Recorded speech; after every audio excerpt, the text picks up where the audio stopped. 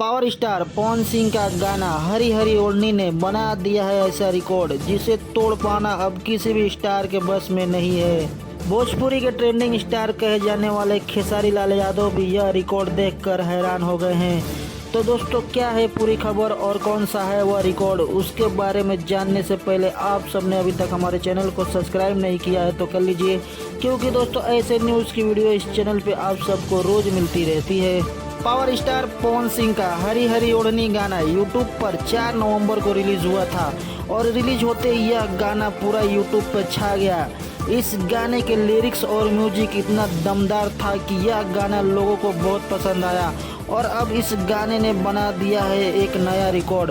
दोस्तों, पवन सिंह का यह गाना पूरा इंडिया में और पूरे वर्ल्ड में नंबर 1 म्यूजिक पर ट्रेंड कर रहा है, जो कि भोजपुरी के लिए गर्व की बात है कि भोजपुरी का गाना पूरे वर्ल्ड में म्यूजिक में नंबर 1 पर ट्रेंड में है।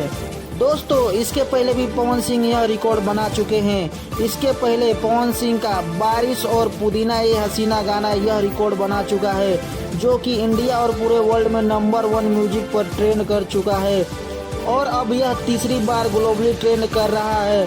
तो दोस्तों, वीडियो अच्छी लगी तो वीडियो को लाइक करें और दोस्तों आप सबने अभी तक हमारे चैनल को सब्सक्राइब नहीं किया है तो कर लीजिए। तो चलिए दोस्तों, मिलते हैं अगली वीडियो में, तब तक के लिए बाय।